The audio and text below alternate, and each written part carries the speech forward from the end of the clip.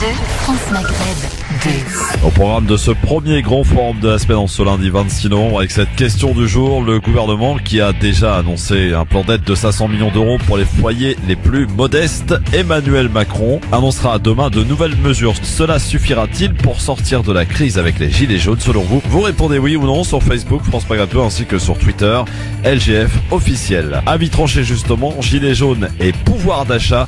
L'INSEE nous ment, question posée en tout cas, à laquelle tentera de répondre Anan Zawani dans son avis tranché tout à l'heure. Invité de l'entretien du LGF en ce lundi, Laetitia Calan, de retour de Naplouse où elle a vécu auprès des Palestiniens durant plusieurs années. Cette militante internationaliste interviendra à partir de 17h sur la situation en Cisjordanie. Le focus médiatique est fait sur Gaza pour mieux faire oublier la situation en Cisjordanie. Rendez-vous avec elle à 17h sur France Maghreb 2. C'est parti pour le LGF, premier rendez-vous de la semaine, avec aujourd'hui pour nous accompagner dans quelques minutes Anan Zawani et Abdeslam Itache sur France Maghreb 2.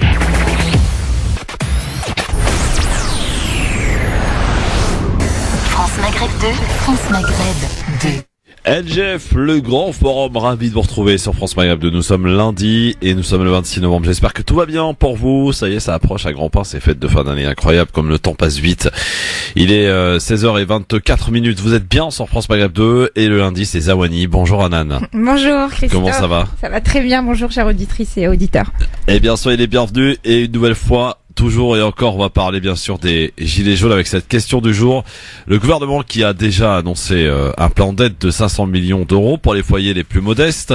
Emmanuel Macron annoncera demain de nouvelles mesures. Cela suffira-t-il pour sortir de la crise avec les gilets jaunes, selon vous? Bien, vous répondez oui ou non sur Facebook, France Maghreb 2, oui c'est ça, et Twitter, LGF officiel, bien sûr, avec cette grande journée qui a eu lieu samedi, mais aussi ces débordements, ces déclarations. On y revient avec vous au 01 40 33 9000. Monsieur Macron, il fait quoi? Ça fait une semaine, il est pas foutu de venir parler à la population? C'est ça un président? Donc à un moment donné, c'est fini là. Il faut arrêter les je me balade, je dis rien. Non. Là, il faut prendre des mesures. Ne pas se moquer d'eux en faisant croire que l'augmentation des taxes vise à faire en sorte qu'on pollue moins, alors que à peine 20% de cette augmentation de taxes passe pour la transition écologique. Je pense qu'arriver avec un train de mesurettes, pour reprendre le terme d'Élodie, ça ne répondra pas aux attentes de tous les Français. Je ne parle pas uniquement des gilets jaunes. Je parle de tous les Français qui, aujourd'hui, sont en attente de considération. Très concrètement, écoute, considération, ça veut dire qu'il faut recevoir à l'Élysée ou à Matignon des représentants des Gilets jaunes aujourd'hui ? Non, sûrement pas à l'Élysée ou sûrement pas à Matignon. Alors, dans quelques ministères que ce soit. Il y a eu le gaz qui a augmenté de 16% cette année, c'est un scandale. Il y a l'électricité qui augmente, il y a les mutuelles qui augmentent et on voit les autoroutes, comme d'habitude, se profiler également pour obtenir des augmentations. On ne peut pas raqueter comme ça les gens sans même qu'il y ait eu de débat démocratique. Il faut qu'aujourd'hui, le gouvernement nous dise on arrête toutes ces hausses abusives. Alors a priori, nous sommes de retour, ça c'est formidable. Merci d'être avec nous en direct sur votre radio, France Maghreb 2, jusque 18h, le grand forum, ma chère Hanan. On a été victime d'une coupure d'électricité dans tout le quartier. Voilà. Je me demande si les gilets jaunes n'ont pas sévi dans le quartier. Oui, voilà, les gilets jaunes en action. On est sûr d'être en direct là? Ah, on est sûr en plein dedans. Ah oui, ça y est, c'est bon. J'ai pas de retour dans le casque, moi. C'est pas grave. Ah bon? Oui. Ah, c'est très bizarre. C'est parti donc jusque 18h avec vos appels au 01 40 33 9000. Effectivement, on vous pose cette question concernant donc les gilets jaunes et surtout l'annonce que devrait faire demain Emmanuel Macron, le président de la République, qui doit s'exprimer demain. Et est-ce que selon vous, ça va permettre de sortir de la crise des fameux gilets jaunes?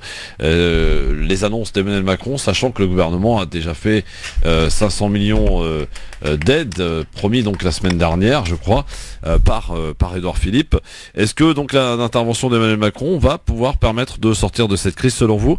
Vous n'êtes pas beaucoup à y croire, selon les résultats qu'ils ne parviennent sur Facebook, puisque vous pouvez voter bien sûr sur la page France Maghreb 2 ainsi que sur Twitter LGF officiel, puisque je crois que vous êtes quand même plus de 80% à penser que non, cela ne va absolument rien changer. Donc concernant l'annonce d'Emmanuel Macron, ma chère Hanan, petite nouveauté quand même dans ce mouvement, c'est que aujourd'hui, on apprend que les quartiers populaires, au travers de divers collectifs, dont le collectif Adama, décident de rallier la cause et de rejoindre les Gilets jaunes en appelant à la manifestation de samedi prochain, samedi 1er décembre. Alors pour l'heure, elle n'est pas encore tout à fait précise, cette manifestation, mais est-ce que, selon toi, Shahanan, à vous, auditrices, auditeurs, est-ce que, évidemment, le fait que les quartiers populaires décident donc de rejoindre cette cause, ça risque de changer quelque chose, Anan? Alors je sais pas si ça risque de changer quelque chose. Tu m'entends, Christophe? D'accord. Bon, bah, je retire le casque, j'ai pas de retour. Alors, mais par contre, ce qu'on a noté effectivement depuis ces 10 derniers jours, donc depuis samedi dernier, c'est que sur les réseaux sociaux notamment, on a fait beaucoup le reproche aux quartiers populaires de ne pas être présents. Donc là, depuis ce matin, moi l'information officielle que j'ai eue, c'est que le comité pour Adama appelle à manifester à Gare du Nord, il me semble, parce que justement les quartiers populaires vivent aussi mal, voire encore plus mal que les territoires, et qu'ils ont légitimité effectivement à porter leur voix. Donc je suis assez rassurée effectivement par le fait que ce soit le comité pour Adama qui appelle à rejoindre le mouvement des Gilets jaunes, tout en spécifiant sa particularité, donc les combats pour les quartiers populaires. Et étant rassurée, je me suis inscrite pour aller à l'événement, ce que j'ai pas fait ce samedi et samedi dernier d'il y a 10 jours. Et ben justement, il est là pour nous en parler. Taha Bouaps, bonjour Taha. Salut à tous, salut Christophe, salut Anan. Salut. Comment ça va Taha? Comment vas-tu? Bah ça va, avec le froid hivernal, les transports, la tension sociale. Oui, elle est à son maximum. Alors tiens, je suis assez étonné moi de voir que certains collectifs rejoignent ce mouvement, alors que toi, à titre personnel, t'étais pas forcément pour ce mouvement. Je t'avais suivi un peu sur tes déclarations. Alors moi j'ai eu un temps de réflexion, c'est vrai qu'au début j'étais assez sceptique. Après j'y suis allé voir de mes propres yeux. Bon, il se trouve que c'est pas un groupe hétérogène. Il y a énormément de gens qui n'ont jamais manifesté auparavant, qui ne sont pas encartés politiquement. Tout à fait. Et oui, enfin ça c'est vrai que dans la masse du peuple, un peu de la France profonde, franchouillarde, etc. On peut l'appeler comme on veut. Forcément, dans le prolétariat, il y a tout un tas de préjugés, forcément une conscience politique pas forcément éveillés, des gens qui sont pas forcément déconstruits, comme il peut y avoir chez nous aussi, tu vois, dans les quartiers, des fois, que tu discutes avec des gens, ils tombent très vite dans des sortes de préjugés chelous, etc. Et il se trouve que cette grande masse-là, elle est dehors aujourd'hui. Ça fait un moment qu'on l'attend, ça fait un moment que les syndicats, les mouvements politiques appellent à des grandes mobilisations. Il se trouve que bon, on n'a pas réussi, on fera ce constat-là et l'analyse de tout ça plus tard. Mais il se trouve que là, tout de suite, il y a une effervescence populaire. On n'a pas forcément réussi parce que quand on regarde les mobilisations, les dernières mobilisations, par exemple tentatives de mobilisation, notamment de la CGT, notamment. Oui, mais c'est normal, c'est des organisations qui sont existantes depuis des dizaines d'années, qui derrière bénéficient d'un nombre de militants hyper actifs. Moi, ce que je retiens du mouvement, c'est que effectivement, on a un petit peu de tout. Donc c'est comme une boîte de chocolat, les gilets jaunes. En réalité, il y a un assortiment de tout.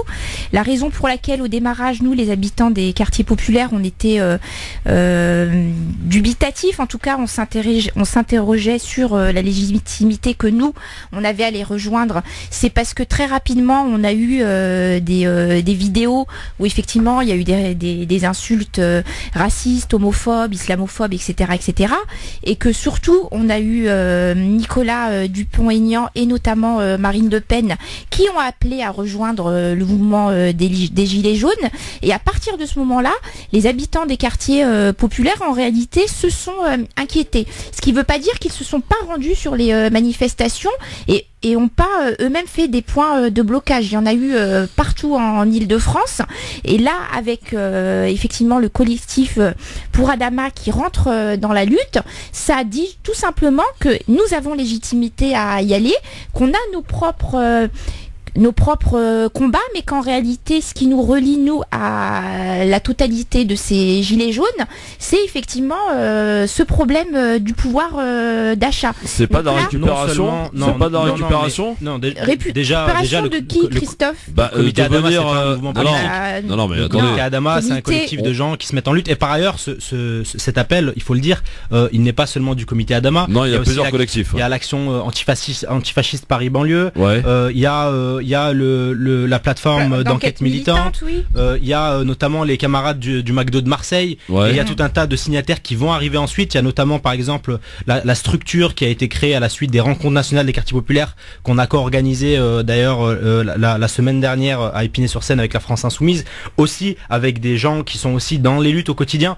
Et il se trouve que, comme le dit Hanan, ces habitants des quartiers populaires, effectivement, ils ont toute leur place et toute leur légitimité dans un mouvement contestataire de grande ampleur, parce que c'est les premières victimes des politiques antisociales d'Emmanuel Macron, parce que c'est eux qui sont relégués, parce que c'est eux qui sont les plus discriminés, et ils ont toute leur place là-dedans. Et surtout qu'il ne faut pas laisser d'espace politique aux fachos, il ne faut pas leur laisser la rue, parce que s'ils s'y habituent trop, demain c'est pas contre Macron qu'ils vont marcher, c'est ça. C'est ça. Parce que demain c'est pas contre Macron qu'ils vont marcher, demain c'est contre nous qu'ils vont marcher. Donc voilà. Il faut pas leur laisser cet espace politique-là. Se dire qu'on les rejoint tout de suite, même si on en a certains qui votent vraisemblablement Front National, je pense qu'ils vont être satisfaits de cette décision.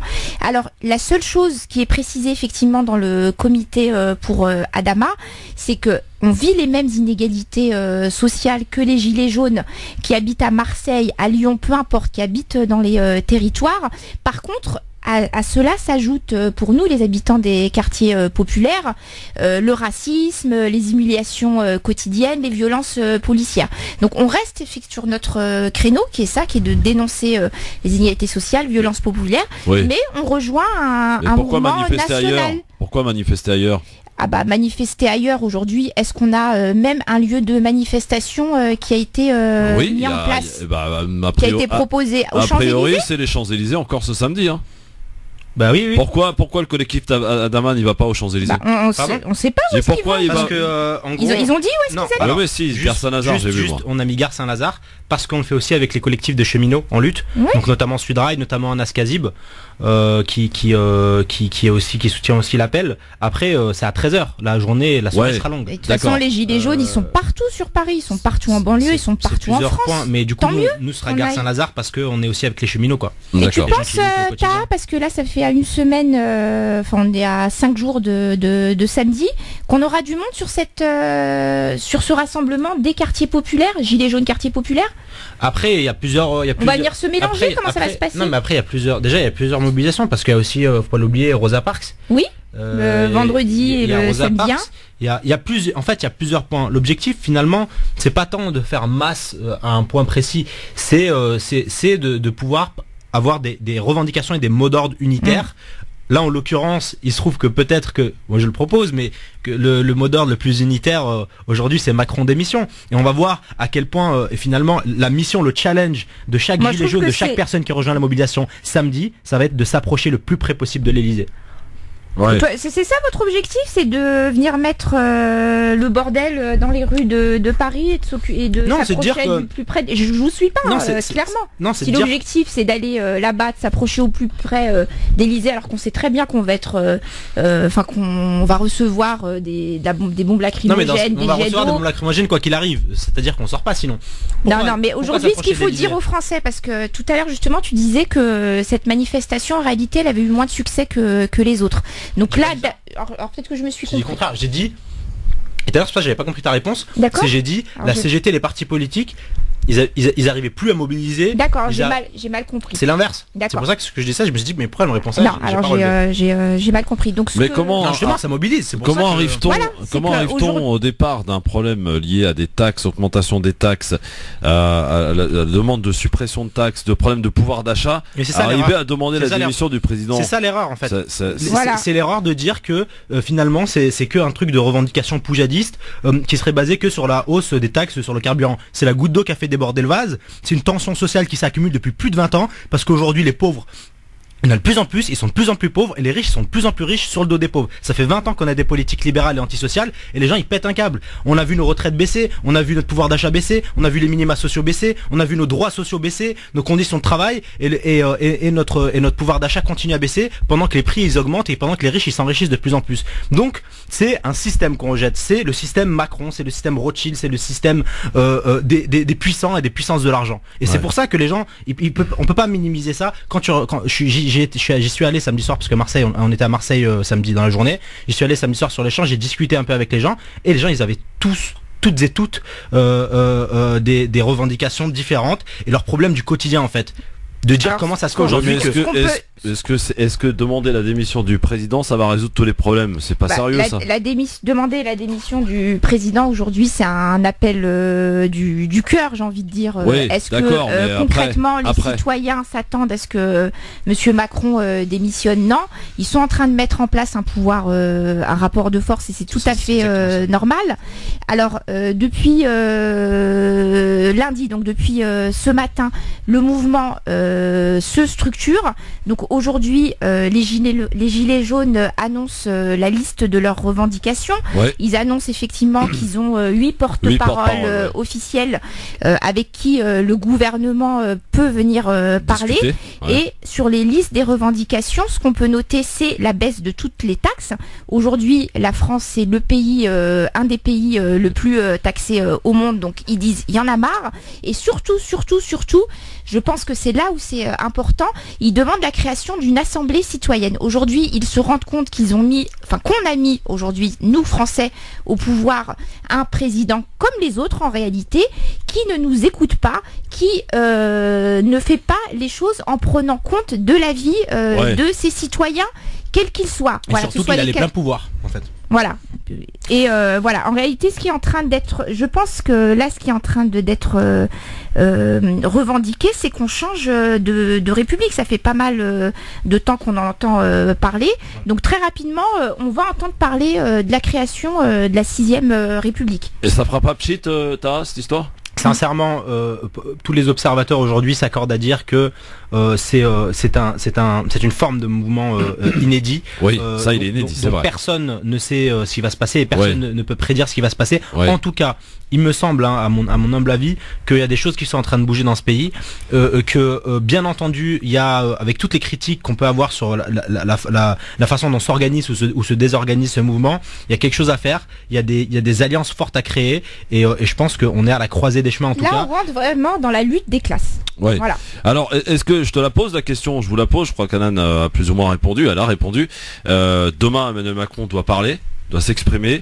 Est-ce que il peut faire preuve d'ingéniosité et peut-être sortir de cette crise avec les gilets jaunes? Alors, très clairement, on connaît un Emmanuel Macron toujours dans la demi-mesure, dans la filouterie, dans le slalom. Je vois pas quel échappatoire il a aujourd'hui, à part céder aujourd'hui sur quoi il va céder? Il va céder sur quoi? Les taxes, pas augmenter la taxe au mois de janvier. Aujourd'hui, on n'en est plus là. Parce que finalement, mais parce qu'il y a un truc, c'est que le budget est pas encore voté. Il peut toujours annuler.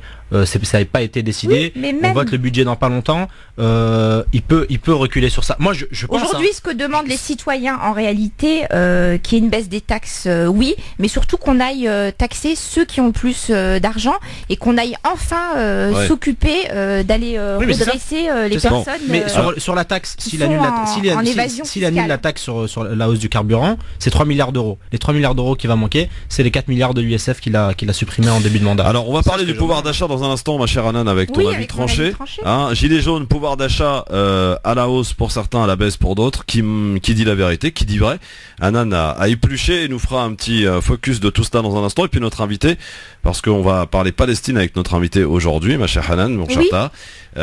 On parle souvent, c'est vrai, de Gaza. On en oublie la Cisjordanie. La Cisjordanie, oui. Et donc Laetitia qui sera avec nous, une militante internationaliste qui a vécu à Naplouse auprès des habitants, des Palestiniens, et qui nous dira un petit peu la spécificité justement de la Cisjordanie que on évoque assez peu dans ce conflit finalement. À tout de suite, restez avec nous sur France Maghreb 2, sur le LGF jusqu'à 18h. France Maghreb 2, France Maghreb 2. LGF, le grand forum, merci d'être avec nous avec ta Bouap, c'est Hanan Zawani. Qu'est-ce qu'il y a encore? Qu'est-ce qu'il y a? C'est pas Bouap, Quel agitateur. Mais qu'incroyable. En plus, je lui dis bien son nom et tout, je le dis bien. À chaque fois, il redit Bouap. Bouafs. Bouafs. En arabe, ça se dit comment? Bouhafs. Bouhabs. Bouhafs. Vas-y, Christophe, commence pas à tenter de parler arabe. Bouhabs. Toi, t'es breton, toi, non? Wesh, non, même pas. Bienvenue à vous avec notre invité dans un instant sur France Maghreb. On va parler Palestine 01 40 33 9000, ma chère Hanan. On va parler dans ton avis tranché de pouvoir d'achat, justement. C'est un peu de circonstances.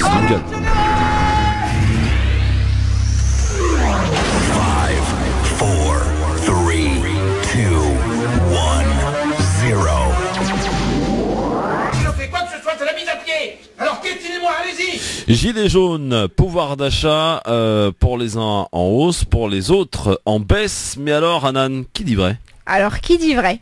L'économiste Philippe Erlin, lui, qualifie la hausse du pouvoir d'achat depuis le milieu des années 70 de grands mensonges en dépit des statistiques de l'INSEE. Il nous explique dans une interview du Figaro comment l'INSEE minimise fortement l'inflation, donc la perte de pouvoir d'achat. Alors sur quoi se base exactement cet économiste indépendant pour dresser ce constat?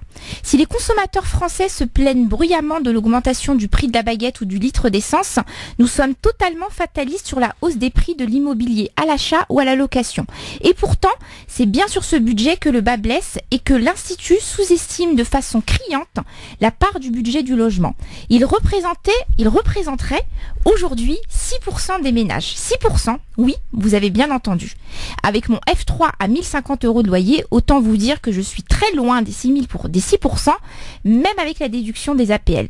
Vous en connaissez beaucoup, vous, des personnes pour qui le loyer représente 6% de leur budget, à moins d'avoir des revenus faramineux? Alors, comment expliquer ce chiffre de 6%? Eh bien, tout simplement car, en même temps, comme un certain Macron, l'Institut exclut du budget des particuliers tous les logements achetés, car cela est vu comme un investissement. La hausse de l'immobilier, surtout depuis 2000, est totalement passée à l'as. Nous savons qu'en réalité, les ménages modestes sont écrasés par le poids des dépenses de logement, et en effet, les 10% les plus modestes consacrent 42% de leurs revenus au logement, soit 4 fois moins que les 10% les plus aisés. Pour peaufiner ce constat, Philippe Erlin nous apprend que l'Institut inclut l'effet qualité dans l'évolution du prix des produits. Qu'est-ce que l'effet qualité, Christophe? Il s'agit de faire baisser le prix réel d'un objet car sa qualité a augmenté. Par exemple, au fil des années, le prix des iPhones a augmenté. Mais selon l'INSEE, son prix réel a baissé car les modèles sont plus puissants ou ont plus de fonctionnalités. Cet effet qualité concerne les produits technologiques, mais pas seulement. Il concerne également les produits alimentaires, vestimentaires ou tout autre produit ayant apporté une amélioration de sa qualité par le biais technologique, nutritionnel par exemple. Et chers auditeurs, tenez-vous bien, s'il vous plaît, un quart des produits étudiés chaque année. Et chers auditeurs, tenez-vous bien, un quart des produits étudiés chaque année par l'Institut subit l'effet qualité. Ce qui veut dire concrètement que nous payons nos produits à une valeur réelle, celle de notre ticket de caisse, mais que l'INSEE estime que nous payons nos produits moins cher. Que je sache, et aux dernières nouvelles, sur nos tickets de caisse n'apparaît pas une remise spéciale effet qualité, me permettant de payer réellement mon iPhone 10 40% moins cher que le iPhone 1, 2, 3 ou 4. Alors gilets jaunes, nous comme vous, subissons de plein fouet une perte réelle de notre pouvoir d'achat. Demandons plutôt à l'INSEE et au gouvernement de se pencher sur notre reste à vivre. Ces travailleurs, ces chômeurs sont dans la rue depuis 10 jours maintenant. Ils sont soutenus par plus de 70% des Français, car eux comprennent de quoi ils parlent quand ils interpellent le gouvernement sur le pouvoir d'achat. Cessez donc de nous enfumer avec un pouvoir d'achat à la hausse selon les statistiques, quand nous, la seule statistique que nous connaissons est de tout calculer au centime près pour ne pas être à découvert, cher Christophe. Merci Hanan. Voilà donc un petit aperçu au travers, donc on peut appeler ça une enquête, Hanan, hein, que tu as faite pour savoir si... J'avais beaucoup d'autres données, mais on a... Donc en définitive, il est à la baisse, quoi. Alors, en définitive, il est à la baisse, ne serait-ce que par l'impact du prix des loyers. Donc les gilets jaunes ont raison de demander une hausse. Après, il est à la baisse selon notre ressenti à nous et notre pouvoir d'achat réel. Après, selon l'INSEE, qui est un organisme quand même indépendant, qui a une méthodologie de calcul qui lui est propre, il n'est pas du tout à la baisse. Le souci qu'on a avec cette méthode de l'INSEE, notamment sur le relevé des prix, c'est que ce relevé des prix est totalement opaque et que les méthodes des calculs sont totalement opaques. À côté de ça, vous avez tout un tas d'intervenants, notamment cet économiste indépendant, qui demande à ce qu'il y ait une opacité moins importante, de manière à leur permettre de travailler sur les statistiques de l'INSEE. Bon, merci beaucoup en tout cas, Anan, pour ce travail. Charta, juste avant d'accueillir notre invité, depuis que l'appel concernant les quartiers populaires à rejoindre le mouvement des Gilets jaunes, tu t'en es fait l'écho sur Twitter et tu es devenu la cible, une cible, n'est-ce pas Ta ? C'est ça exactement. Donc depuis qu'on a lancé l'appel, donc notamment sur les réseaux sociaux, Twitter, Facebook, Instagram, j'ai été la cible d'attaque des militants de l'Action française, de Génération Identitaire. Ceux qui avaient formé l'opération Defend Europe dans les Alpes quand ils sont allés attaquer des migrants dans les Alpes. Voilà, j'ai un message moi à leur faire passer, c'est que nous on a une totale légitimité à venir manifester, contrairement à eux qui sont pour la plupart des grands bourgeois. De toute façon, nous on sera présent à Gare Saint-Lazare avec les gens en lutte, et puis on sera en manifestation pacifique, en tout cas qui viennent pas nous chercher parce que ils sauront nous trouver. Bon, voilà, le message est lancé, hein, Charta. En tout cas, vous pouvez nous appeler bien sûr tout à l'heure au 01 40 33 9000. On va parler d'un sujet qui nous tient ici particulièrement à cœur avec notre invité. C'est l'heure de l'entretien du LGF, comme chaque lundi, messieurs dames. Cher Hanan Charta, nous recevons aujourd'hui Laetitia. Bonjour Laetitia. Alors, par peur d'écorcher votre nom se dit comment ? Alors en fait, en Palestine, c'est vrai qu'on m'appelait Dounia, mais en France, je m'appelle Laetitia Calins. Laetitia Calins. Donc vous êtes militante internationaliste. Voilà. Qu'est-ce que ça veut dire militante internationaliste ? Moi je résume un peu plutôt ça au terme activiste, et pour moi l'activisme c'est du militantisme pour moi, mais c'est plus une forme de militantisme de terrain.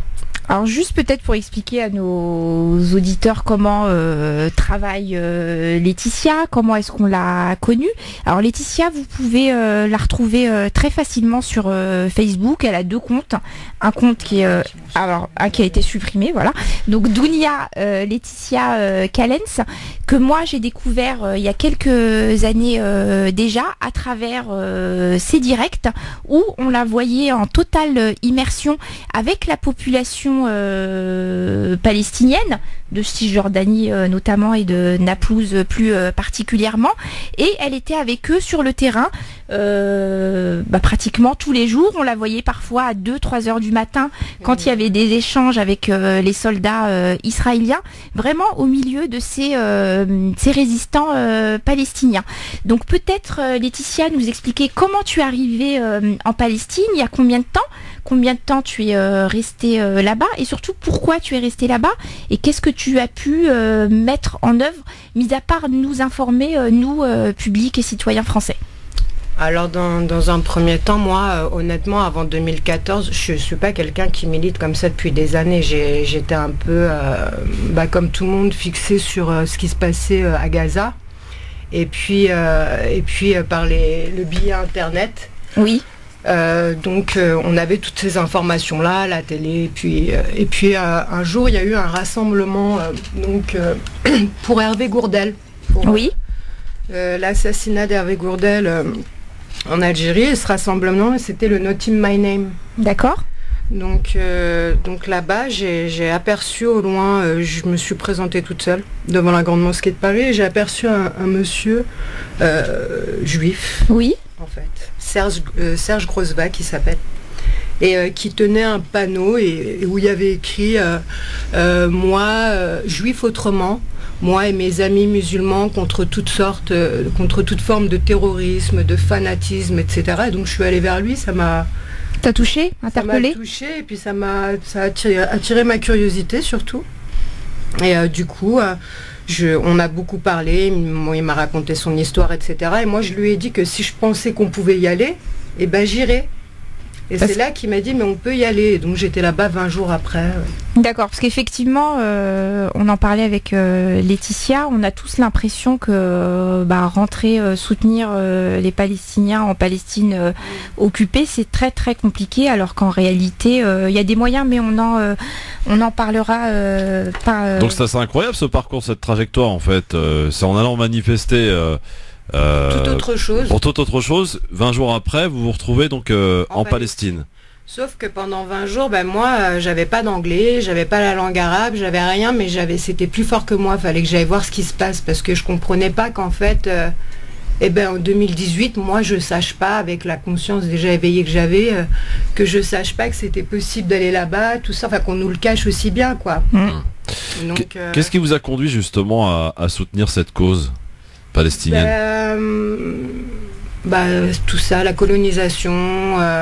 Je voulais avoir un aspect géographique parce que finalement, quand j'apprenais géographiquement, moi en fait, avant, je pensais que Gaza, c'était la Palestine. Ouais.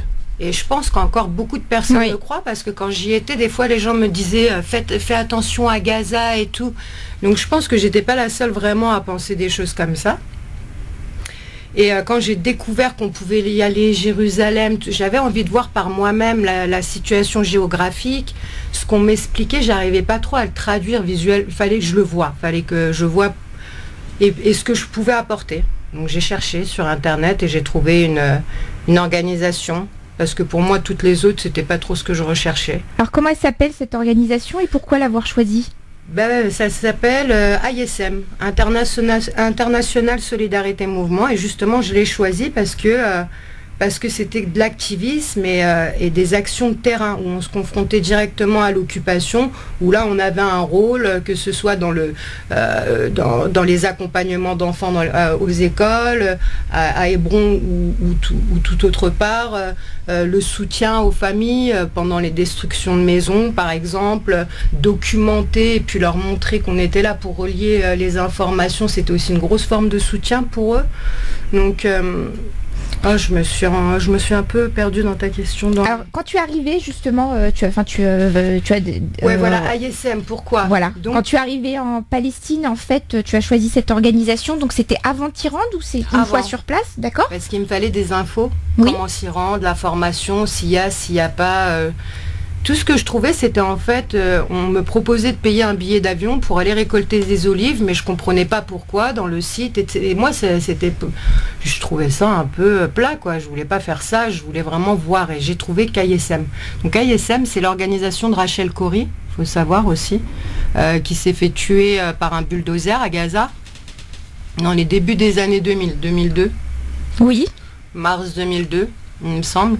Et donc, je voulais faire comme elle. Je voulais aller défendre ces terres-là. Je voulais qu'il y ait d'autres. Je me demandais pourquoi il n'y avait pas d'autres personnes comme elle. Alors, en découvrant ISM, j'ai vu qu'il y en avait plein, finalement. C'est une organisation qui compte combien de personnes aujourd'hui? Peut-être 17 pays, je crois. D'accord. Donc, c'est 17 internationaux comme toi qui... Non, c'est 17 organisations ISM dans chaque pays qui traduisent leur website, qui envoient, eux, des internationaux sur place. Donc, il peut y en avoir, je sais pas, moi, des fois peut-être 60, 70, pas plus maintenant. Donc, une fois que tu es arrivée concrètement, Laetitia, sur place, donc tu as été prise en charge par ISM, tu as été formée notamment. Qu'est-ce qui a fait que tu as décidé de ne pas revenir en France et combien de temps es-tu restée en Palestine? Mon premier voyage, je suis restée 3 mois. Alors c'était en quelle année? 2014. D'accord. Octobre 2014. Je devais rester 1 mois, j'ai perdu du temps, j'ai pas voulu continuer avec ISM parce que je voulais encore... j'ai continué avec eux, oui. Mais moi, je voulais continuer de manière indépendante. D'accord. Donc, c'était plus personnel comme recherche. Je voulais pas qu'il fallait être 2 en manif, ou si j'y reste toute l'année, j'ai pas forcément quelqu'un avec moi. Bon, alors, la première fois, 3 mois. Voilà. Je suis rentrée et j'y suis retournée en ayant une meilleure connaissance de la situation, en ayant connu des personnes. Donc, j'ai pu y retourner avec appareil photo, tout ce qu'il fallait, avec un Pas de difficulté pour y rentrer? Ah non, au retour non, mais j'avais appris en fait à dire bonjour en hébreu. Et j'avais 2 personnes avec moi qui étaient françaises, donc je leur ai dit un petit bonjour en hébreu. Il m'a fait un clin d'œil, il m'a tamponné mes trois visas. Mais c'est aléatoire parce que et c'est pas que pour les personnes d'origine du Maghreb ou pour les Arabes. Non, c'est pour tout le monde, absolument. Italiens, etc. Mais ils sont en train de construire une espèce de truc où les gens ont peur d'aller là-bas, alors qu'à l'accueil, enfin aux douanes là-bas, quand on arrive, c'est la border police, quoi. On n'est même pas pris en charge par la police. Ce qu'on entend, c'est qu'on reste bloqué pendant des heures. Il y a des enquêtes de fait. Enfin, c'est quand même les enquêtes, non. Impressionnant. En fait, ils vont taper ton nom et ton prénom sur Google. L'enquête, elle se résume à ça. Il y a quand même récemment une délégation de députés. De parlementaires français qui ont été bloqués à l'aéroport et qui ont été empêchés d'entrer. Ça, c'est autre chose, apparemment. Alors, moi, je me demande, pour des gens qui sont militants, pas forcément sur la question de la Palestine, comment est-ce qu'ils se disent qu'ils puissent rentrer si même des parlementaires ne peuvent pas rentrer sur le sol israélien. Les parlementaires, ils vont arriver directement en disant qu'ils vont en Palestine, alors que nous, on dit qu'on va en Israël, on fait tout un stratagème, on loue des guest house. Moi, par exemple, Abouaf, si je me ramène à l'aéroport de Tel Aviv. Moi j'ai un ami, Abdelwaheb, qui est rentré, je l'ai formé, alors lui ils lui ont carrément montré l'AXA et il a répondu c'est où. Et il a eu son visa en 2h30, il avait loué une place, enfin il avait pris, acheté une place pour aller voir le pays. Mais est-ce que c'était un militant Ah ouais, BDS, pro-BDS. Ouais, et il y avait des traces sur internet? Ah, complètement.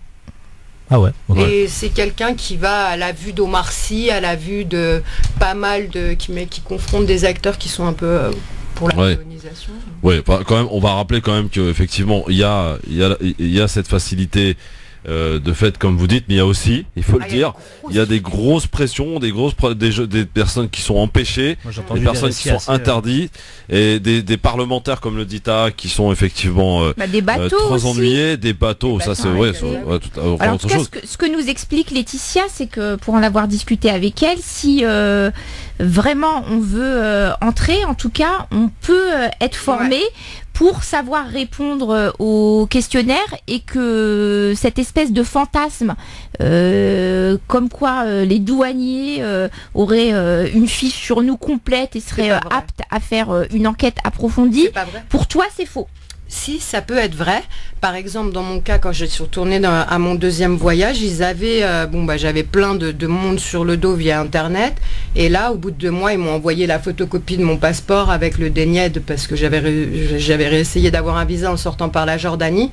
Et quand j'ai su qu'ils m'avaient fait blacklister, etc., là, j'en étais convaincue. J'ai pris la décision de ne plus rentrer. D'accord. Mais c'est vrai que c'est très, très compliqué d'y rentrer par rapport aux autres pays. Mais par rapport à ce qu'on raconte, pour moi, je trouve que quand on a les bases, c'est assez facile. Et en plus, les bases, elles sont vraiment... En fait, c'est de pas dire qu'on va en Palestine, c'est de dire qu'on va visiter Jérusalem, de dire la même chose aux 3 qui vont t'interroger en les regardant droit dans les yeux, et puis de leur montrer ta réservation à la guest house, et après, c'est à... Mais quand tu tapes ton nom sur Google et que tu vois que t'es un militant de gauche?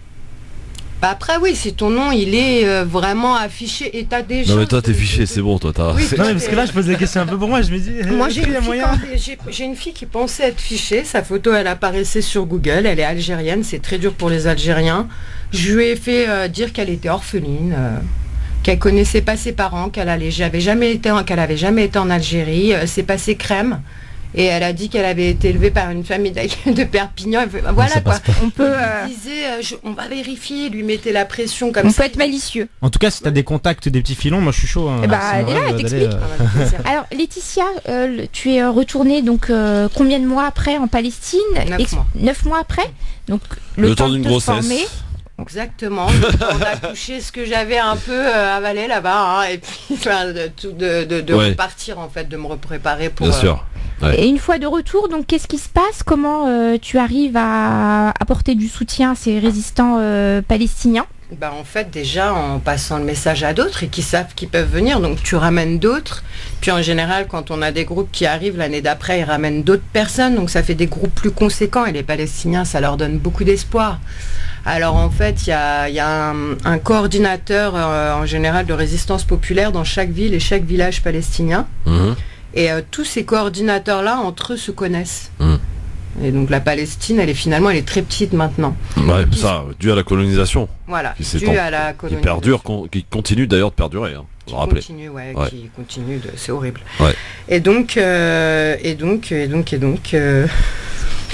Alors, à l'issue de ce deuxième voyage, donc là, on a pris du matériel, hein, Laetitia, si j'ai bien compris. J'ai pris du matériel et là, j'ai décidé de plus me cacher. Ouais. Quand j'ai su que je resterais, j'ai décidé de plus me cacher. Tu m'as appelé d'ailleurs un hiver en direct de Naplouse. Ouais, ça se peut, oui. Et il y avait 3 maisons qui étaient en train d'être menacées d'être détruites. Et oui, c'est ça, oui, je m'en souviens. Ouais, ouais. Et ce soir-là, je suis sortie à 1h du matin, ils ont détruit les maisons.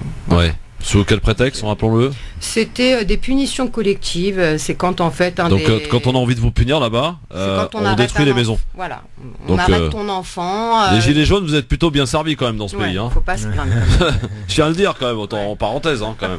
Bon, alors Laetitia, en tout cas, vous en avez fait donc depuis quelques années donc une vraie cause en tout cas pour vous, pour essayer d'alerter. En fait. Le fait d'aller là-bas, c'est de sensibiliser aussi ceux qui, soit ne connaissent pas, ou soit qui ont des a priori, ou qui veulent en savoir davantage sur la Palestine. Et chose intéressante, c'est que dans votre démarche, on parle souvent de Gaza, et on parle très peu de la Cisjordanie, mais qui est pourtant très également concernée par la colonisation, que ce soit d'ailleurs à Jérusalem, qui, vous le savez, est devenue, pour certains, la capitale d'Israël.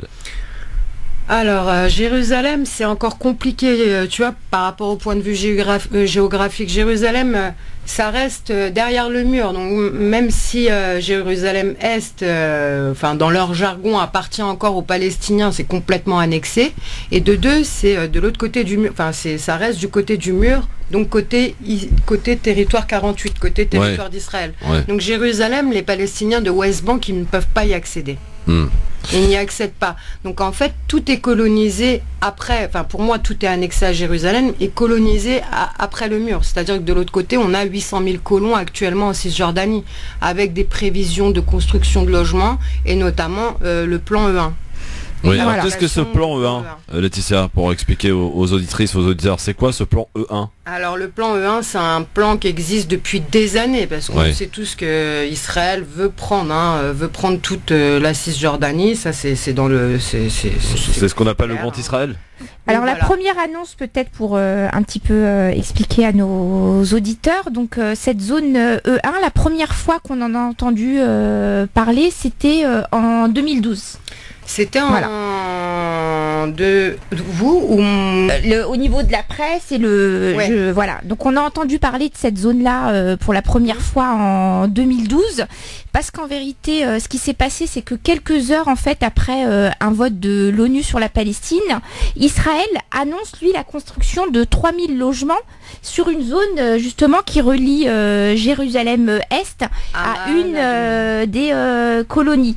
Donc c'est une décision qui a fâché tout le monde, même l'ami américain.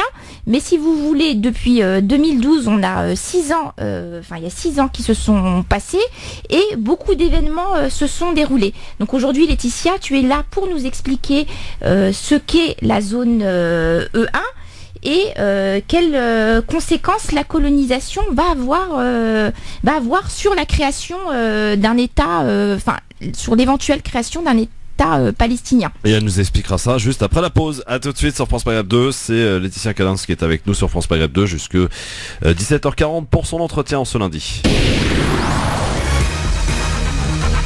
L'entretien du LGF pour ce lundi 26 novembre avec notre invitée Laetitia Callens qui est avec nous sur France Maghreb 2. Laetitia est donc, on le rappelle, une activiste ou plutôt une militante internationaliste qui a passé beaucoup de temps en Palestine, à Naplouse, hein, c'est ça Laetitia? Oui, à Naplouse en particulier. En particulier, voilà. Alors la première question, avant que tu nous expliques qu'est-ce que le E1, puisque c'était la question avant pub, est-ce que tu peux nous donner un petit peu, nous décrire un petit peu une journée type pour les Palestiniens en particulier?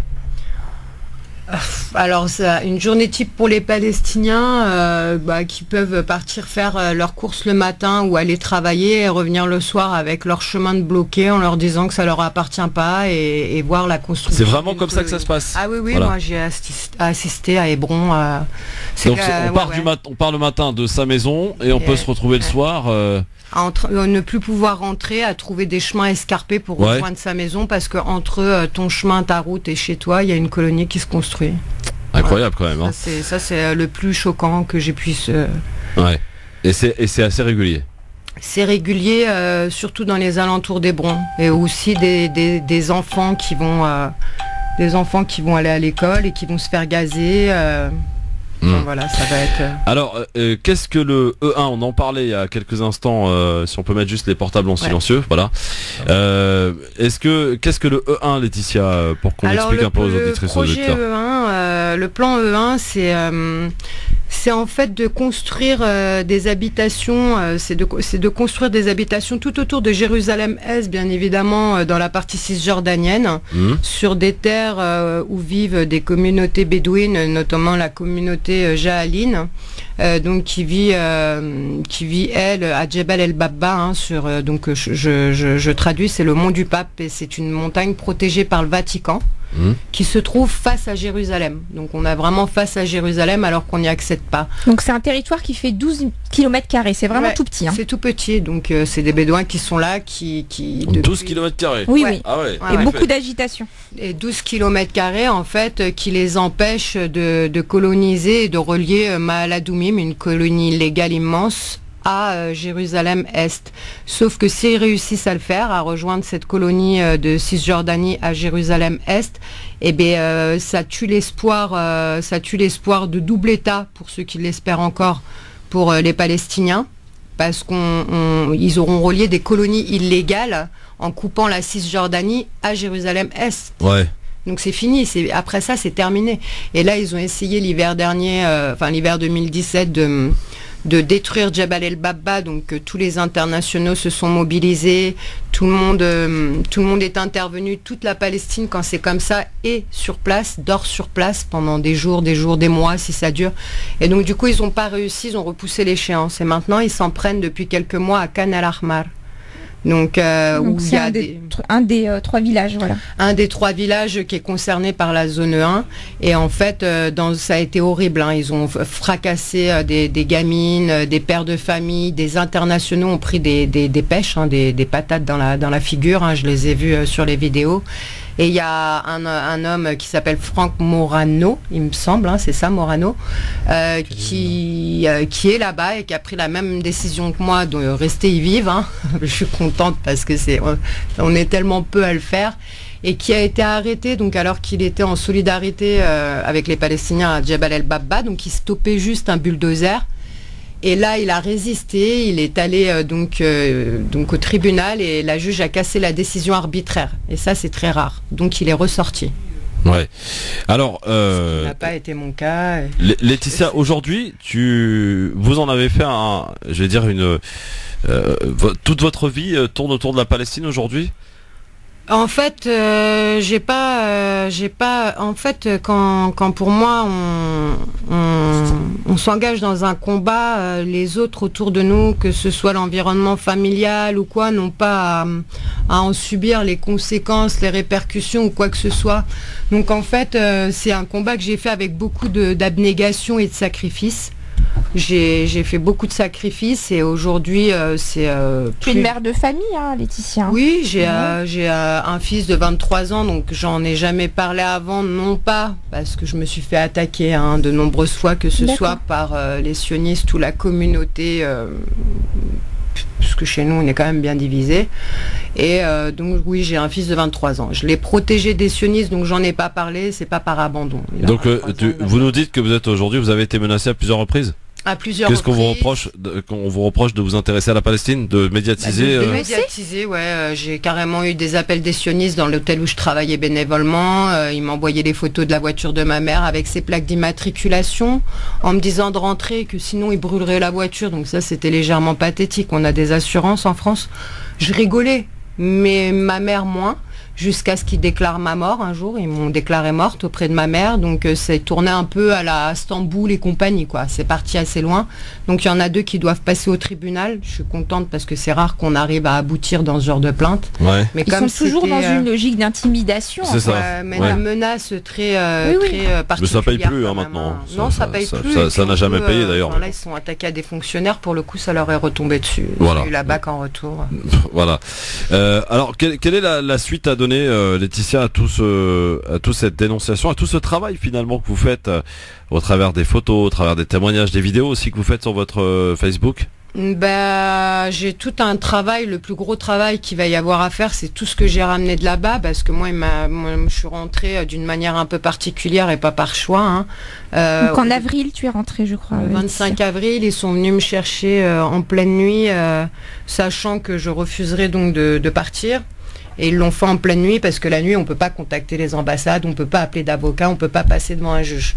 Et donc leur objectif premier, ça a été de me faire prendre l'avion le plus tôt possible. Et ce qui s'est passé, l'ambassade a dit qu'ils avaient jamais vu un Français se faire expulser rapidement comme ça. Mais quand tu arrives en Palestine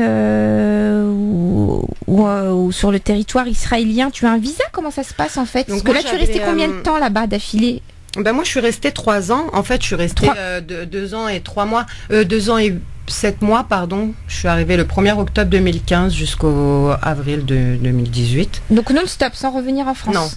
Mais au bout de 3 mois, j'avais plus de visa. Mais moi, je conçois d'accord. Moi, c'est ce que je leur ai dit. Bon, que mes idées à moi personnelles, je m'en fiche un petit peu. Pour l'instant, on a un État qui est reconnu, qui s'appelle Israël, qui pour moi est illégitime, hein, soyons-en. Enfin, j'aimerais être franche. Et par contre, il y a toujours cet État palestinien qu'on attend, quoi, depuis toujours. Et donc là, on est en train de tuer l'espoir de le voir un jour. Donc moi, à travers ces vidéos, ces photos-là, c'est aussi les humaniser. Parce que souvent, on entend parler de la Palestine comme si c'était un pays sous-développé, où ils étaient pauvres. Les gens disent, bon, nous, on envoie des mandats, mais c'est pas la solution. Ils n'ont pas besoin d'argent, c'est ce que tu dis. Les Palestiniens me répondent que c'est pas l'argent qui va leur rendre leur liberté. Donc en faire le faire sur des projets communautaires, aider sur des villages ou des femmes de détenus, aider dans l'économie de la femme, par exemple. Alors, justement, il y a un projet dont tu souhaites nous faire part, parce que j'ai pu m'entretenir longuement avec Laetitia. Donc ce qu'elle me disait, c'est qu'il est très important en réalité de donner un message d'espoir, que ce soit aux Palestiniens ou au soutien des pro-palestiniens. Donc je vais poser la question, mais comment est-ce qu'on peut venir soutenir les Palestiniens? Donc elle me parle effectivement du fait qu'on puisse mettre en place des projets communautaires, et toi, tu soutiens notamment un projet qui a plus que porté ses fruits, qui est le projet Zatar et Zitoun. Zatar et Zitoun, voilà. Donc si tu peux nous en parler aux auditeurs, bien nous donner les liens Facebook et nous expliquer concrètement comment est-ce qu'on peut aider ces personnes-là, et notamment les femmes. Alors en fait, moi quand j'étais en Palestine, j'ai fait beaucoup de militantisme, mais il faut savoir que là-bas la résistance, elle passe aussi par la culture, donc j'ai été beaucoup aussi dans le milieu culturel. Et en fait, dans l'association avec laquelle j'étais, cette association donc intervient sur les droits de l'enfant, des femmes. Tu peux nous redonner le nom de l'association? Alors l'association, ça s'appelle Tanouir, c'est le forum Tanouir, avec dirigé par le docteur Youssef Abdellah, et le coordinateur principal, c'est Wael El Faker. C'est un grand monsieur et qui mène à bien tous ces projets, qui les organise, etc. Et lui souhaite venir en aide aux femmes de détenus, aux femmes de martyrs, aux filles de détenus, de martyrs, enfin à tous ces gens qui sont touchés par l'occupation, et en même temps en travaillant la terre. C'est-à-dire qu'il y a une loi qui date, je ne sais plus trop de quand elle date, mais elle fait partie d'un texte de loi qui s'appelle la loi des absents. Hein. Et en fait, c'est que si le Palestinien ne cultive pas sa terre entre 3 et 5 ans, elle revient à l'occupation. En gros, ça stipule ça. Donc en allant travailler la terre, nous, internationaux, avec les Palestiniens, que ce soit dans la récolte des olives, dans la plantation du zatar, etc., on cultive leur terre, on les accompagne, donc ils ne se font pas attaquer, donc ils préservent leur terre. Donc quand on intervient et qu'on va planter du zatar, etc., on intervient pour les femmes. On va aller planter 4000 pieds de zatar pour 4 femmes, et au bout d'un an, par exemple, elles vont pouvoir cultiver le zatar et avoir par mois chacune un revenu de 100 à 150 euros par mois chacune. Voilà, ça c'est au bout d'un an qu'on aura planté et qu'elles pourront cultiver. Donc après il y a des suivis aussi. Et ça je trouve que c'est génial parce que ils aident en même temps des filles et des femmes de prisonniers, de martyrs, etc. Donc des gens qui sont quand même dans la difficulté financièrement. Exactement. Et donc ils les aident de cette manière-là à préserver aussi leurs terres. Ça reste des projets anticoloniaux et ça crée pas de corruption entre eux. Parce que si tu vas aider un Palestinien demain et que t'aides pas le voisin, eh ben ça crée de la corruption entre eux, de la jalousie et des choses qui n'existent pas là-bas. Exactement, c'est ce que tu nous expliquais en fait, que parfois moi je peux être touchée par une famille X ou Y à laquelle je vais envoyer 100 ou 200 euros, mais qu'à côté de ça, cette famille, bien évidemment, elle fait partie d'un village et qu'on a les d'autres habitants qui peuvent ne pas être contents. Donc plutôt que d'envoyer de l'aide à une famille, pourquoi toi, pas moi, voilà, c'est ça, c'est tout à fait normal. Donc plutôt que d'envoyer de l'argent en individuel, toi ce que tu dis, Laetitia, c'est qu'il vaut mieux financer des projets. C'est simple, regarde, si demain tu as le choix d'envoyer 100 euros à une famille qui va manger, certes pendant une semaine, mais ça va pas l'aider, ça va la faire manger pendant une semaine, ça va pas la sortir de son quotidien. Tandis que tu vas donner 100 ou 200 euros pour un projet communautaire où là ils vont planter plein d'oliviers, de za'atar et tout, tu contribues beaucoup plus à la communauté palestinienne. Tu choisis pas un Palestinien parmi un autre et je trouve que c'est vachement plus louable et surtout voilà quoi. On contribue à les autonomiser, on va dire. Surtout les femmes. Ouais. Parce que dans les pays arabes, c'est dur d'arriver à l'indépendance de l'économie de la femme. Et là, en Palestine, quand même, ils se battent pour ça. C'est quand même une terre sainte, mais c'est une terre aussi où ils se battent pour les droits de la femme et tous les droits. Alors, ces projets-là, justement, de culture de za'atar, ça touche combien de villages aujourd'hui ? Alors, Wael, lui, alors nous, on a fait énormément toute la région en fait, toute la région de Naplouse, le sud de Naplouse, donc Burin, Madama, Tulkarem, ça va jusque dans les villes de Tulkarem, tout. Alors combien il y en a, je sais pas, mais c'est énorme. En tout cas, c'est énorme. C'est énorme. D'accord. Donc pour nos auditeurs, peut-être nous rappeler la page. Alors la page c'est Tanouir, par contre, elle est écrite en arabe. Oui. Alors moi, je les invite à se diriger vers moi. Moi, j'ai un compte Facebook, donc je vais le redonner. C'est Dounia Laetitia Kalins. Et la page, c'est... Comment s'écrit Kalins ? Kalins, C-A-2-L-E-N-S. Et la page, c'est Dounia Palestine. Et sinon, aussi, à les orienter vers la coordinatrice ISM France, qui s'appelle, qui est ma grande amie et que je salue parce qu'elle est avec nous. Là, je la vois dans le direct.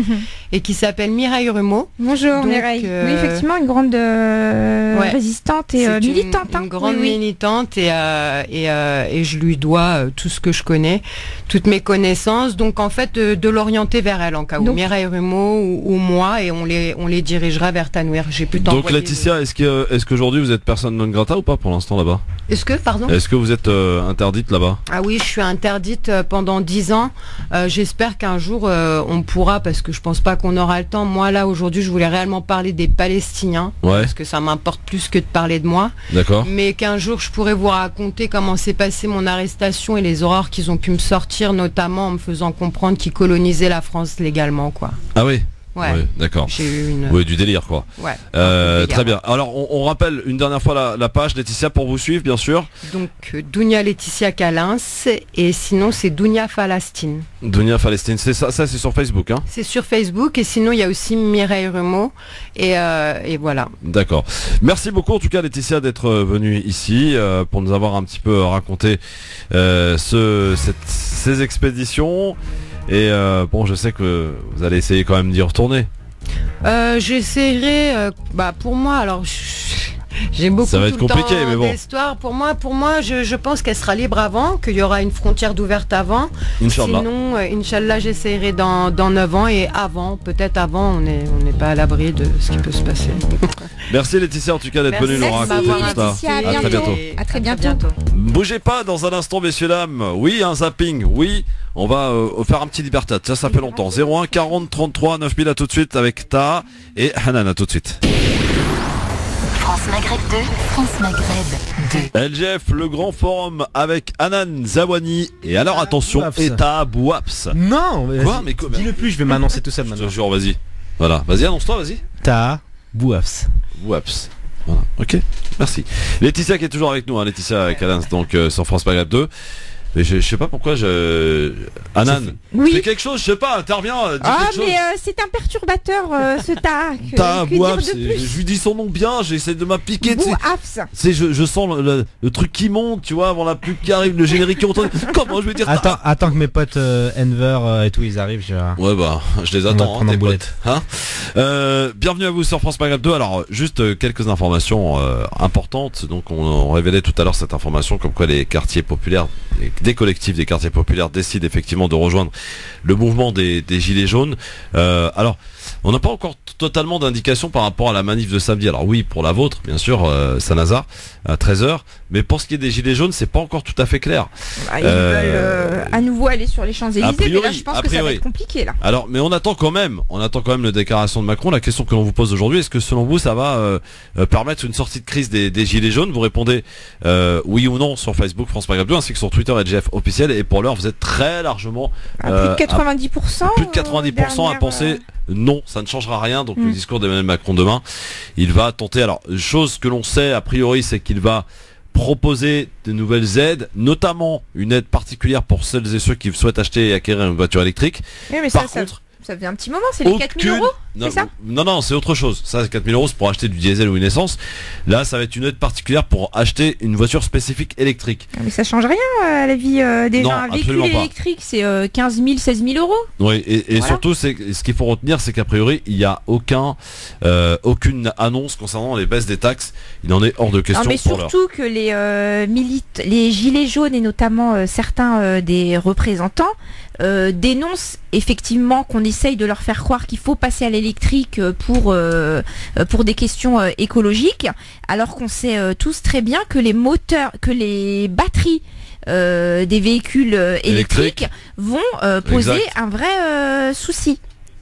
Ouais, c'est-à-dire où est-ce qu'on va les mettre, comment est-ce qu'on va les traiter, et qu'en réalité l'électrique, alors je sais pas si c'est aussi plus ou moins, mais en tout cas ça impacte sur l'environnement. Est-ce que ça suscite quelques réactions par exemple sur les réseaux depuis que vous avez annoncé que les quartiers populaires rejoignaient le mouvement là, ça s'énerve un peu? Bah là c'est clair qu'il y en a qui sont pas sereins, hein. On a vu notamment tout un tas d'organisations d'extrême droite bien connues comme le GUD, comme l'Action française, comme Génération Identitaire. Aujourd'hui voilà qui se sentent un peu qui ont tenté une récupération un peu dégueulasse du mouvement et qui voient que finalement aujourd'hui il y a une grande masse populaire qui s'apprête à sortir samedi et que leur petite magouille, leur petite cuisine indigeste elle passera pas en fait. Donc là il y en a qui s'inquiètent parce qu'ils pourront plus récupérer le truc et que par ailleurs il y a tous les macronistes aussi qui flippent parce qu'ils pourront plus dire par exemple que le mouvement est un mouvement majoritairement raciste, etc. On a 25%, un petit peu plus de 25% des électeurs de Macron qui soutiennent le mouvement. Et ça a été un vrai choc pour le gouvernement. Il y a les électeurs, il y a les gens qui ont voté Macron en 2017 et il y a les macronistes. Ce que je dis les macronistes, c'est les militants. En tout cas, voilà, dans l'électorat d'Emmanuel Macron, on a tout de même 25% qui soutiennent les Gilets jaunes. Par ailleurs, il y a même une députée à La République En Marche, Sonia Crimi, qui s'était fait déjà remarquer avec la loi Asile-Migration. Et qui a enfilé son gilet jaune et qui a reçu des représentants des gilets jaunes locaux dans sa permanence parlementaire en disant que cette colère était légitime. Donc on voit bien aujourd'hui qu'il y a une vraie fracture. Bravo, elle est très courageuse d'ailleurs, Sonia Crimi. On va faire un petit tour par Corbeil-Essonnes parce qu'il s'est passé des choses quand même. On en a peut-être pas parlé, mais du côté de Corbeil-Essonnes, Évry, la première circonscription de l'Essonne. Karim, salut. Bonsoir Christophe, bonsoir messieurs dames. Alors, bonjour Karim. Karim, pas de député à Marny à l'Assemblée nationale, hein? Non, dommage. Moi, j'avais suivi pour le premier coup. Ça avait loupé et là, du coup, beaucoup de partis se sont ligués contre elle. C'était vraiment ça allait être vraiment très difficile parce qu'il y avait déjà un fort taux d'abstention déjà. Oui. C'était pratiquement seul contre tous, donc. Au niveau de l'abstention, on était à peu près en tout cas, on avait un taux de participation d'à peine 17%, c'est ça? Ouais, c'est ça. Voilà, 17%. Le fait qu'il y ait personne qui ait appelé à voter Amrani, en réalité, non. Les écologistes, à travers Noël Mamère, ont appelé à voter Amrani. Noël Mamère. Oui, mais quand même. La gauche, en tout cas, a appelé à voter Amrani, que ce soit Noël Mamère, Benoît Hamon ou je sais plus. Olivier Besançon. Voilà, Olivier. Cette même gauche qui se sont alliés contre elle au premier tour, mais bon. La gauche était très divisée déjà là-dessus, mais ils avaient déjà tous les maires des voisines, des communes voisines, c'est-à-dire Villabé, Ivry, Lys. Oui. On va rappeler quand même l'escroquerie dans cette histoire, Karim, si tu me permets. Au-delà, effectivement, de rappeler, tu as raison de dire que toute la gauche s'est alliée, a tenté sa chance, entre guillemets, sachant qu'elle savait très bien qu'elle n'aurait aucune chance, et sachant la spécificité de cette circonscription, parce qu'il faut le dire aujourd'hui, il faut parler d'un véritable système Valls, donc aujourd'hui choix, à Ivry, tout comme un système d'assaut à Corbeil. Et quoi que vous fassiez, il y a ce clientélisme qui perdure depuis des années. Attendez. Non, je vous assure que c'est vrai. Vous savez, il faut quand même connaître un minimum. J'y habite là-bas, donc je sais de quoi je parle. Et pour l'heure aujourd'hui, il y a un tel clientélisme de présent, quoi que vous fassiez. Et je vais vous donner un exemple concret. Le maire d'Evry, Francis Choix, qui est donc le nouveau député soutenu par La République En Marche, va laisser son fauteuil au maire de Courcouronnes, qui est de droite. D'accord, donc les petits arrangements entre amis sur le dos des habitants. Mais après, voilà. Christophe, est-ce que c'est la faute au clientélisme et au système Valls, comme tu le dis, ou est-ce que c'est aussi du fait qu'on ait une abstention qui soit aussi déplorable? Je veux dire, sur le département de l'Essonne et sur cette élection déjà l'année dernière, c'est une élection symbolique. Normalement, Amrani aurait dû passer au premier tour largement. Rappelons que Emmanuel Valls, à l'époque, et toujours maintenant, était le politique le plus détesté. Les gens n'ont pas bougé. Et il se trouve que si aujourd'hui elle a perdu, ça n'est certainement pas de la faute du clientélisme, c'est parce que les citoyens ne se mobilisent pas. Karim. En partie, oui, les deux. Oui, les deux. Mais je voudrais aussi rajouter une chose qui peut-être, je sais pas, éventuellement vous ne serez peut-être pas au courant, mais apparemment il y a un truc qui va se faire sans référendum ni sondage, un rapprochement entre la ville d'Evry et de Courcouronnes. Exact.